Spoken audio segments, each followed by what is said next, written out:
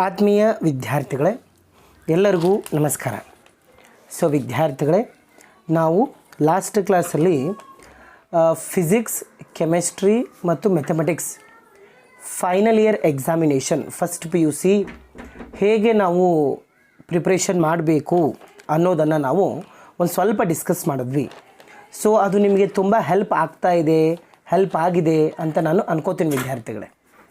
So today we are going to learn biology.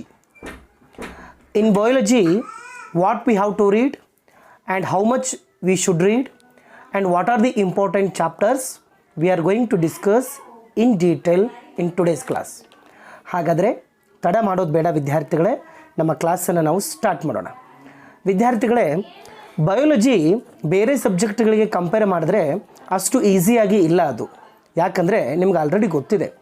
In physics we are having 15 chapters, in chemistry we are having 14 chapters, in mathematics we are having around how many chapters? 16 chapters. But in biology we are having how many chapters? 22 chapters. 22 ಚಾಪ್ಟರ್ಸ್ಗಳು ಬಯೋಲಜಿಯಲ್ಲಿ ಇವೆ ವಿದ್ಯಾರ್ಥಿಗಳೇ. ಹೀಗಾಗಿ ಈ ಸತಿ marks ಕೂಡ ಏನಾಗಿದೆ ಅಂದ್ರೆ equal ಆಗಿ distribution ಆಗಿಬಿಟ್ಟದೆ ಬಯೋಲಜಿಯಲ್ಲಿ. ಯಾಕಂದರೆ ನಂಬರ್ ಆಫ್ ಚಾಪ್ಟರ್ಸ್ ಜಾಸ್ತಿ ಇದ್ದಾವಲ್ಲ, ಹೀಗಾಗಿ ಎಲ್ಲ ಚಾಪ್ಟರ್ಗಳಿಗೂ ಕೂಡ ಮಾರ್ಕ್ಸ್ ಈಕ್ವಲ್ ಆಗಿ ಡಿಸ್ಟ್ರಿಬ್ಯೂಷನ್ ಆಗಿಬಿಟ್ಟಿದೆ, ಹೌದಲ್ವಾ? ಈಗ ನೋಡಿ, ಫಿಸಿಕ್ಸಲ್ಲಿ ಏನಾಗ್ತದೆ, ಒಂದು 5-6 ಚಾಪ್ಟರ್ ಓದಿದರೆ 60+ ಮಾರ್ಕ್ಸ್ ಬರ್ತದೆ. ಕೆಮಿಸ್ಟ್ರಿಯಲ್ಲಿ ಒಂದಿಷ್ಟು 5-6 ಚಾಪ್ಟರ್ ಓದಿದರೆ 60+ ಮಾರ್ಕ್ಸ್ ಬರ್ತದೆ. ಮ್ಯಾಥ್ಸಲ್ಲೂ ಹಾಗೆ ಆಗ್ತದೆ. ಮ್ಯಾಥ್ಸಲ್ಲಿ ಒಂದು 5 ಚಾಪ್ಟರ್ ಏನಾದರೂ ಸಾಲ್ವ್ ಮಾಡಿದರೆ 70+ ಬರ್ತದೆ. ಬಟ್ ಬಯೋಲಜಿ ಹಾಗಲ್ಲ ವಿದ್ಯಾರ್ಥಿಗಳೇ. Biology is completely different. ಅದಕ್ಕೋಸ್ಕರ ಒಂದು ಸ್ವಲ್ಪ ನಾವು ಡಿಸ್ಕಸ್ ಮಾಡೋಣ ಬನ್ನಿ. ಇಲ್ಲಿ ಫಸ್ಟ್ ನೀವೇನು ಮಾಡಿ ಅಂದರೆ ನೋಡಿ, ನಾನು ಯಾರಿಗೆ ಎಕ್ಸ್ಪ್ಲೇನ್ ಮಾಡ್ತಾ ಇದ್ದೀನಿ ಅಂದರೆ ಇದನ್ನೆಲ್ಲ ಯಾವ ವಿದ್ಯಾರ್ಥಿಗಳು ಸರ್ ನನಗೆ 21 ಮಾರ್ಕ್ಸ್ ತೊಗೋಲಿಕ್ಕೆ ಆಗ್ತಾ ಇಲ್ಲ, ಡೆಫಿನೆಟ್ಲಿ ನಾನು ಏನು ಮಾಡ್ತೀನಿ ಒಳ್ಳೆ ಮಾರ್ಕ್ಸ್ ತೊಗೋಲಿಕ್ಕೆ ನನ್ನ ಕಡೆ ಆಗ್ತಾ ಇಲ್ಲ ಅಂತ ಯಾರು ವಿದ್ಯಾರ್ಥಿಗಳು ತಮ್ಮಷ್ಟಕ್ಕೆ ತಾವು ತಿಳ್ಕೊಂಡು ಕೂತಿದ್ದಾರಲ್ಲ ಅವ್ರಿಗೆ ಹೇಳ್ತಾ ಇದ್ದೀನಿ ನಾನು. ಅಂಥ ವಿದ್ಯಾರ್ಥಿಗಳಿಗೆ ನಾನು ಹೇಳ್ತಾ ಇದ್ದೀನಿ. ಸ್ಟಡಿ ಮಾಡೋ ವಿದ್ಯಾರ್ಥಿಗಳು ಕಂಪ್ಲೀಟ್ ಎಲ್ಲ ಓದ್ತಾರೆ, ಅದನ್ನು ಬಿಡಿ. ಬಟ್ ನಾ ಹೇಳ್ತಾ ಇರೋದು ಯಾವ ವಿದ್ಯಾರ್ಥಿಗಳಿಗೆ ಅಂದರೆ, ವಿದ್ಯಾರ್ಥಿಗಳು ಒಂದಿಷ್ಟು ಏನು ಮಾಡಿರ್ತಾರೆ ಅಂದರೆ ಹೆದರ್ ಕೂತು ಬಿಟ್ಟಿರ್ತಾರೆ ಬಯೋಲಜಿ ಅಂದ ತಕ್ಷಣ. ನಾ ಇನ್ನೂ ಏನು ಸ್ಟಡಿ ಮಾಡಿಲ್ಲ, 22 ಚಾಪ್ಟರ್ಸ್ ಅವ, ನಾನು ಡೆಫಿನೆಟ್ಲಿ 21 ಮಾರ್ಕ್ಸ್ ತೊಗೋಲಿಕ್ಕೆ ಆಗಂಗಿಲ್ಲ, ಈ ರೀತಿ ಯೋಚನೆ ಕೂತಿರ್ತಾರೆ ಅವರು. ಆ ವಿದ್ಯಾರ್ಥಿಗಳಿಗೆ ಹೆದರಬೇಡಿ, ಇನ್ನೂ ಟೈಮ್ ಇದೆ. ನಾನು ಎಷ್ಟು ಹೇಳ್ತೇನೆ ಅಷ್ಟೊಂದು ಸ್ವಲ್ಪ ಕಾನ್ಸಂಟ್ರೇಷನ್ ಮಾಡಿ, definitely you will get good marks children. ಹಾಗಾದರೆ ಬನ್ನಿ, ಫಸ್ಟ್ ಪ್ಲ್ಯಾಂಟ್ ಕಿಂಗ್ಡಮ್ ಅಂತಕ್ಕಂಥ ಚಾಪ್ಟರ್ನ ತೊಗೊಳ್ರಿ. Plant kingdom. So plant kingdom complete weightage ಎಷ್ಟಿದೆ ನೋಡಿ ವಿದ್ಯಾರ್ಥಿಗಳ ಸ್ಕ್ರೀನ್ ಮೇಲೆ ಇದೆ. 7 ಮಾರ್ಕ್ಸ್ ಇದೆ. ಪ್ಲ್ಯಾಂಟ್ ಕಿಂಗ್ಡಮ್ಮಿನ ಮೇಲೆ ಕಂಪ್ಲೀಟ್ ವೇಟೇಜ್ ಎಷ್ಟಿದೆ? 7 to 8 ಮಾರ್ಕ್ಸ್ ಬರ್ತದೆ. ಅಂದರೆ ಇಲ್ಲಿ 5 ಮಾರ್ಕ್ಸ್ 1 ಕ್ವಶನ್ನು, 3 ಮಾರ್ಕ್ಸ್ 1 ಕ್ವಶನು ಅಥವಾ 2 ಮಾರ್ಕ್ಸ್ 1 ಕ್ವಶನ್ ಬರ್ಬೋದು. ಸೊ ಟೋಟಲ್ 7 to 8 ಮಾರ್ಕ್ಸ್ ಬರ್ತದೆ. ಅವು ಏನೇನು ಕೇಳ್ತಾರಂದ್ರೆ, ಯೂಸಸ್ ಆಫ್ ಆಲ್ಗೆ ಈ ರೀತಿ ಕ್ವಶನ್ಸ್ ಬರ್ಬೋದು. ಲೈಫ್ ಸೈಕಲ್ ಆಫ್ ಏನೇನು ಕೇಳ್ಬೋದು ಅಂದರೆ ಲೈಫ್ ಸೈಕಲ್ಸ್ಗಳು ಲೈಕ್ ಹೆಪ್ಲಾಂಟಿಕ್ ಮತ್ತು ಡಿಪ್ಲಾಂಟಿಕ್, ಈ ರೀತಿ ಲೈಫ್ ಸೈಕಲ್ಗಳ ಡೈಗ್ರಾಮನ್ನು ಡ್ರಾ ಮಾಡಂತಾರೆ. ಇನ್ನೊಂದು 5 ಮಾರ್ಕ್ಸ್ಗೆ ಯಾವ ಕ್ವಶನನ್ನು ಕೇಳ್ಬೋದು ಅಂದರೆ ವಿದ್ಯಾರ್ಥಿಗಳೇ, right a short note on pteridophytes ಆಗಿರ್ಬೋದು ಅಥವಾ ಜಿಮ್ನೋಸ್ಪರ್ಮ್ಸ್ ಆಗಿರ್ಬೋದು, ಇವುಗಳ ಬಗ್ಗೆ ಶಾರ್ಟ್ ನೋಟ್ ಅನ್ನು ಬರಿ ಅಂತ ಕೇಳ್ತಿರ್ತಾರೆ. ಫಸ್ಟು ಪ್ಲ್ಯಾಂಟ್ ಕಿಂಗ್ಡಮ್ ಚಾಪ್ಟರ್ನ ಮುಗಿಸ್ರಿ. ಅದಾದಮೇಲೆ ಅನಿಮಲ್ ಕಿಂಗ್ಡಮ್ಗೆ ಬನ್ನಿ ವಿದ್ಯಾರ್ಥಿಗಳೇ. ಅನಿಮಲ್ ಕಿಂಗ್ಡಮಲ್ಲಿ ವೇಟೇಜ್ ಎಷ್ಟಿದೆ ನೋಡಿ, 9 ಮಾರ್ಕ್ಸ್ ವೇಟೇಜ್ ಇದೆ. ಹಾಗಾದರೆ ಇಲ್ಲಿ ಏನೇನು ಬರ್ತದೆ ಸರ್? 5 ಮಾರ್ಕ್ಸ್ 1 ಕ್ವಶನ್ ಬರ್ಬೋದು, 3 ಮಾರ್ಕ್ಸ್ 1 ಕ್ವಶನ್ ಬರ್ಬೋದು, ಹೆಚ್ಚು ಕಡಿಮೆ 2 ಮಾರ್ಕ್ಸು ಅಥವಾ 1 ಮಾರ್ಕ್ಸ್ದು ಇನ್ನೊಂದು ಕ್ವಶನ್ ಬರ್ಬೋದು. ಹಾಗಾದರೆ ಏನೇನು ಕೇಳ್ತಾರೆ ಸರ್ ಇಲ್ಲಿ? 3 ಮಾರ್ಕ್ಸಿಗೆ 2 ಮಾರ್ಕ್ಸಿಗೆ ಏನೇನು ಕೇಳ್ಬೋದು sir? Difference between chondrichthyes ಮತ್ತು ಆಸ್ಟ್ರಿಕ್ ಥೈಸಸ್, ಇವುಗಳ ಡಿಫ್ರೆನ್ಸಸ್ಸನ್ನು ಕೇಳ್ಬೋದು. ಇದನ್ನು ಬಿಟ್ಟರೆ write a short note on bird, then reptiles, amphibians, ಈ ರೀತಿ ಕ್ವಶನ್ಸ್ ಕೇಳ್ಬೋದು. Difference between chordates and non chordates, 3 marks 2 marks questions. 5 ಮಾರ್ಕ್ಸ್ಗೆ ಬಂದರೆ ಏನು ಕೇಳ್ತಾರೆ sir? They will give animal and they will ask phylum, or give animal and they will ask scientific names, ಈ ರೀತಿ ಕ್ವಶನ್ಸ್ಗಳು ಕೇಳ್ಬೋದು. ಇದನ್ನು ಬಿಟ್ಟರೆ ಏನು ಕೇಳ್ಬೋದು ಸರ್? ಮತ್ತೆ ಫ್ಯೂಚರ್ಸ್ ಆಫ್ ಪಾರಿಫೆರಾ, ಅನಿಲಿಡಾ ಆ್ಯಂಡ್ ಆರ್ಥೋಫೋಡಾ, ಇವುಗಳ ಫ್ಯೂಚರ್ಸ್ಗಳನ್ನು ಕೇಳ್ಬೋದು. ಇದು ಅನಿಮಲ್ ಕಿಂಗ್ಡಮ್ ಮೇಲೆ ಇರ್ತಕ್ಕಂಥ ಕಾನ್ಸೆಪ್ಟು. ನೆಕ್ಸ್ಟ್ ಚಾಪ್ಟರ್ ಯಾವುದು ತೊಗೋಬೇಕು ಸರ್ ನಾವು? Cell, the unit of life, ಅದನ್ನು ತೊಗೊಳ್ಳಿ. ಇಲ್ಲಿ ನೋಡಿ ಅದರ ವೇಟೇಜ್ ಎಷ್ಟಿದೆ ನೋಡಿ ವಿದ್ಯಾರ್ಥಿಗಳೇ. The cell the unit of ಲೈಫ್ನ ವೇಟೇಜು 12 ಮಾರ್ಕ್ಸ್ ಇದೆ. ಸೊ ತುಂಬ ಈಸಿಯಾಗಿರ್ತಕ್ಕಂಥ ಚಾಪ್ಟ್ರು. ಇಲ್ಲಿ ಏನೇನು ಮಾಡ್ತಾರೆ ಅಂದರೆ 5 ಮಾರ್ಕ್ಸಿನ 2 ಕ್ವಶನ್ಸ್ ಬರ್ತವೆ. ಡಯಾಗ್ರಾಮ್ ಕೇಳ್ಬೋದು ವಿತ್ ಎಕ್ಸ್ಪ್ಲನೇಷನ್, ಏನೇನು plant cell, animal cell, mitochondria, chloroplast, nucleus, ಈ ರೀತಿ ವಿತ್ ಎಕ್ಸ್ಪ್ಲನೇಷನ್ ಡಯಾಗ್ರಾಮನ್ನು ಕೇಳ್ತಾರೆ. ಅದನ್ನು ಬಿಟ್ಟರೆ ಟೈಪ್ಸ್ ಆಫ್ ಕ್ರೋಮೋಸೋಮ್ಸ್ ಆಗಿರ್ಬೋದು, then differences between plant cell and animal cell, then characteristics of prokaryotic cells, ಈ ರೀತಿ ಕ್ವಶನ್ಸ್ಗಳನ್ನು ಸೆಲ್ ದ ಯೂನಿಟ್ ಆಫ್ ಲೈಫಲ್ಲಿ ಕೇಳ್ಬೋದು. ನೆಕ್ಸ್ಟ್ ಚಾಪ್ಟರ್ ಯಾವ್ದು ಮಾಡಲಿ ಸರ್ ನಾನು?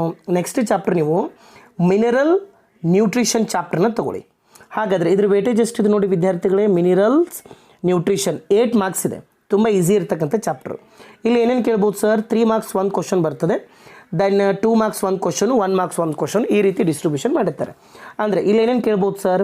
ನೈಟ್ರೋಜನ್ ಮೆಟಾಬಾಲಿಸಮ್ ಬಗ್ಗೆ ಕೇಳ್ಬೋದು, ದೆನ್ ಡಿಸೀಸಸ್ ಇರ್ತಾವಲ್ಲ, ಕ್ಲೋರೋಸಿಸ್ ಮತ್ತು ನೆಕ್ರೋಸಿಸ್ ಡಿಸೀಸಸ್ಗಳದು, ಅದರ ಮುಖಾಂತರ ಒಂದಿಷ್ಟು ಕ್ವಶನ್ಸ್ಗಳು ಬರ್ಬೋದು. ದೆನ್ ಅಸೆನ್ಸಿಯಲಿಟಿ ಫಾರ್ ಎಲಿಮೆಂಟ್ಸ್, ಅದ್ರ ಮೇಲೆ ಒಂದಿಷ್ಟು ಕ್ವಶನ್ಸ್ಗಳು ಬರ್ತವೆ.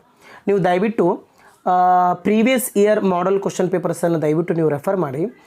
ಮ್ಯಾಕ್ಸಿಮಮ್ ಅವೇ ಕ್ವಶನ್ಸ್ಗಳು ಏನಾಗ್ತಿರ್ತವೆ ಅಂದರೆ ವಿದ್ಯಾರ್ಥಿಗಳೇ, ಮ್ಯಾಕ್ಸಿಮಮ್ ಅವೇ ರಿಪೀಟ್ ಆಗ್ತಿರ್ತವೆ, ಹೌದಲ್ವಾ? ಹಾಗಾದರೆ ಮಿನರಲ್ ನ್ಯೂಟ್ರಿಷನ್ ಆದಮೇಲೆ ಯಾವ ಚಾಪ್ಟರ್ ತೊಗೋಬೇಕು ಸರ್ ನಾನು? Then you should take plant growth and development, ಆ ಚಾಪ್ಟರ್ ನೀವು ತೊಗೊಳ್ಳಿ ಅಂತ ಹೇಳ್ತೇನೆ ನಾನು. ಯಾವುದು?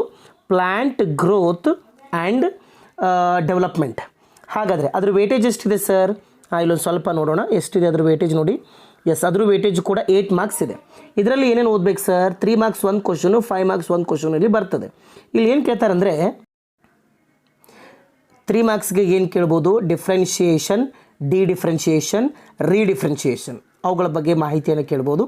5 ಮಾರ್ಕ್ಸ್ಗೆ PGRs ಅಂದರೆ plant growth regulators, they will give one physiological activity and they will ask which plant growth regulators are responsible, ಈ ರೀತಿ ಕ್ವಶನ್ಸ್ಗಳು ಇಲ್ಲಿ ಕೇಳೋ ಚಾನ್ಸಸ್ ಇರ್ತವೆ. ಹಾಗಾದರೆ ನೆಕ್ಸ್ಟ್ ಚಾಪ್ಟರ್ ನಾನು ಯಾವ್ದು ತೊಗೋಬೇಕು ಸರ್? ನೆಕ್ಸ್ಟ್ ಚಾಪ್ಟರ್ ಯಾವುದು? Next chapter chemical coordination and integration. 7 marks weightage ಇದೆ ವಿದ್ಯಾರ್ಥಿಗಳೇ. ಇದರಲ್ಲಿ 5 marks 1 question, 3 marks 1 question, 1 marks 1 question, ಈ ರೀತಿ ಕೇಳ್ಬೋದು ಅವರು. ಇಲ್ಲಿ ಏನು ಮಾಡ್ತಾರೆ ಅಂದರೆ ಅವರು they will give hormone and they will ask hormone function, ಈ ರೀತಿ ಕೇಳ್ಬೋದು. ಇದನ್ನು ಬಿಟ್ಟರೆ ಏನು ಕೇಳ್ತಾರೆ sir? They will ask write a short note on adrenal gland, ಎಡರ್ನಲ್ ಗ್ಲ್ಯಾಂಟಿನ short ನೋಟನ್ನು ಬರಿ ಅಂತ ಹೇಳ್ತಾರೆ ವಿದ್ಯಾರ್ಥಿಗಳೇ. ಹೌದಾ? ನೋಡಿ, ಇಷ್ಟು ಚಾಪ್ಟರ್ಸ್ಗಳನ್ನು ನೀವು ಏನಾದರೂ ಕಂಪ್ಲೀಟ್ ಮಾಡಿದ್ದೇ ಆದರೆ ಎಷ್ಟಾಯಿತು? Plant Kingdom, animal Kingdom, cell the unit of life, mineral nutrition, plant growth and development and chemical coordination and integration. ಎಷ್ಟು ಚಾಪ್ಟರ್ಸ್ ಆದವು? 1 2 3 4 5 6. ಈ 6 ಚಾಪ್ಟರ್ಸ್ಗಳನ್ನು ನೀವು ಏನಾದರೂ ಕಂಪ್ಲೀಟ್ ಮಾಡಿದ್ರೆ definitely you will get 50+ marks children out of 70. ಹೌದಲ್ವಾ? ದಯವಿಟ್ಟು ಈ ಫಸ್ಟ್ 5 ಚಾಪ್ಟರ್ಸ್ಗಳನ್ನು ಸ್ಟಡಿ ಮಾಡಿ. ಆಮೇಲೆ ಇದಾದಮೇಲೆ ಬ್ಯಾಕಪ್ಪಿಗೆ ಒಂದಿಷ್ಟು ಚಾಪ್ಟರ್ಸ್ಗಳನ್ನು ಓದ್ಕೊಳ್ಳಿ ನೀವು. ಯಾವ್ಯಾವ ಸರ ಚಾಪ್ಟರ್ಸ್? ಯಾವ ಚಾಪ್ಟರ್ಸ್ ಅಂತ ನಾನು ಹೇಳ್ತೇನೆ ನೋಡಿ. ಮಾರ್ಪೋಲಜಿ ಇನ್ ಫ್ಲವರಿಂಗ್ ಪ್ಲಾಂಟ್ಸ್, ಆ ಚಾಪ್ಟರ್ನ ನೋಡ್ಕೊಳ್ಳಿ.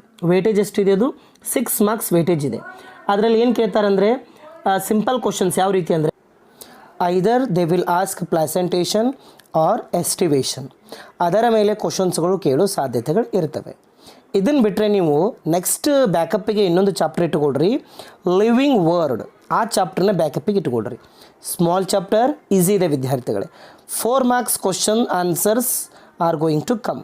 1 ಮಾರ್ಕ್ಸ್ 1 ಕ್ವಶನ್, 3 ಮಾರ್ಕ್ಸ್ 1 ಕ್ವಶನ್, ಈ ರೀತಿ ಕೇಳ್ತಿರ್ತಾರೆ. ಹಾಗಾದ್ರೆ ಇಲ್ಲಿ ಯಾವ ಕ್ವಶನ್ಸ್ ಬರ್ತಾವೆ sir? Based on living world they will ask write a short note on herbarium, like these questions are going to ask. Then in NCERT we are having charts, for example like mango family, ಈ ರೀತಿ ಬೇರೆ ಬೇರೆ ಫ್ಯಾಮಿಲಿಗಳ ಚಾರ್ಟ್ಗಳನ್ನು ಕೇಳೋ ಸಾಧ್ಯತೆಗಳು ಇರ್ತವೆ ವಿದ್ಯಾರ್ಥಿಗಳೇ. So ಇನ್ನೂ time ಇದೆ, ದಯವಿಟ್ಟು ಟೈಮನ್ನು ವೇಸ್ಟ್ ಮಾಡಬೇಡಿ.